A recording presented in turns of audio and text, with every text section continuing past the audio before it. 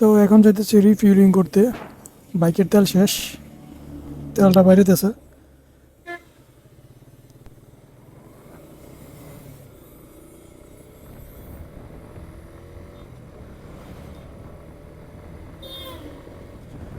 গতকালকে বাইকের ট্যাঙ্কটা ওয়াশ করছিলাম।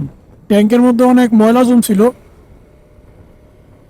জং টং যা আছে সব কিছু পরিষ্কার করছি। তো গতকালকে পরিষ্কার করার পরে তেল অল্পই ছিল, আর ওয়াশ করার পরে কিছু তেল ফালানো হয়েছে। তো এখন গতকালকে থেকে এই এক তেলে রান করতেছি।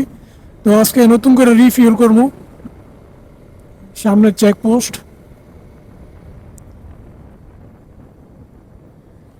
বাহ, ভালোই তো গাড়ি আটকাইছি।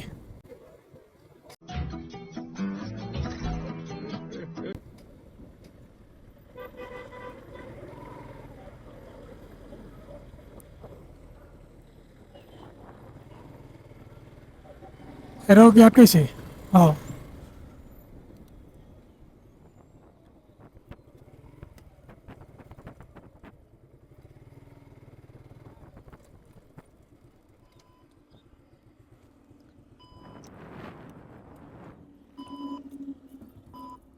আপাতত 500-র পড়ি।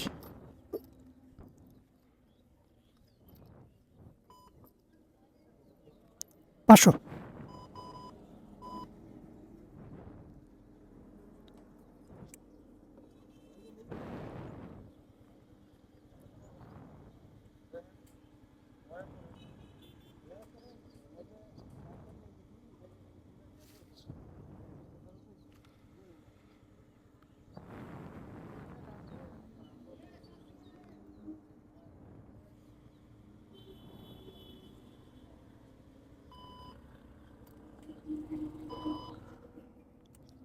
Litre 97 ml।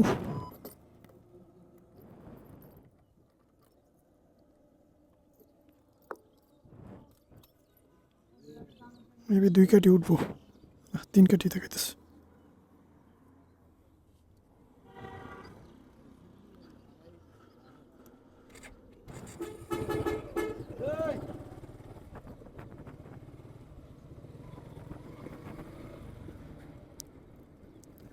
অকটেন আগে 125 করেছিল, এখন 1 টাকা বাড়ছে,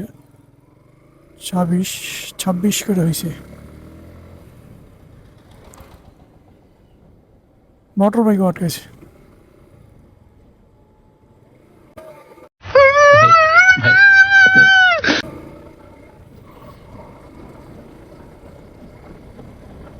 আমাদের এইসব দেখে লাভ নাই।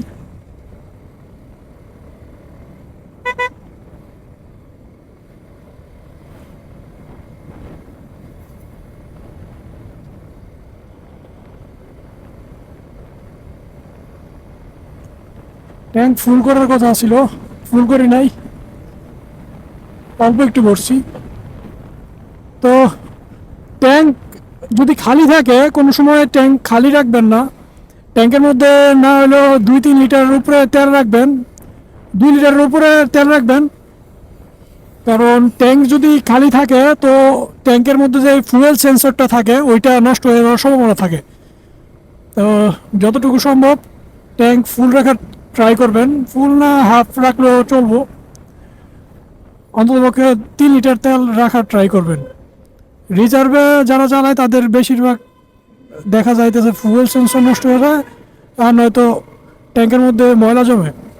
কারণ ট্যাঙ্কের উপরের অংশটা, যাদের ট্যাঙ্কটা লোহার, তাদের ট্যাঙ্ক যদি খালি থাকে তো উপরের অংশের যেই স্টিলটা ওইটা মরিচা পড়ে যায়, আর মরিচার কারণে পরে যখন আবার ট্যাঙ্কের মধ্যে তেল দেন তখন ওই মরিচাগুলো ঝইরা পড়ে যায়, তেলের সাথে মিক্স হয়ে যায়, তখন আপনার তেলের সমস্যা দেয় আর ইঞ্জিনেরও সমস্যা দেয়।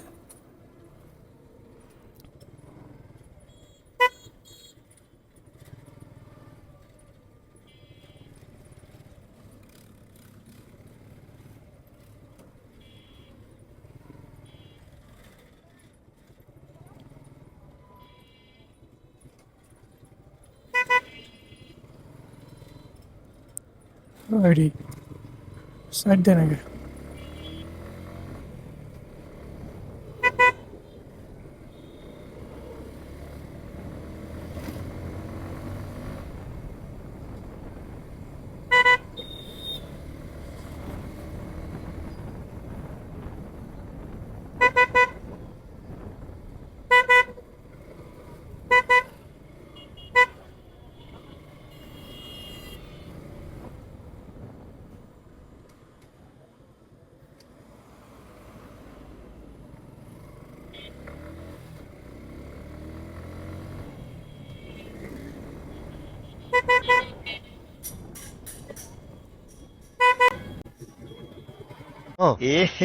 रहा नहीं जाता, तड़प ही ऐसी है ना। না দেখে ঘুরে এলায়।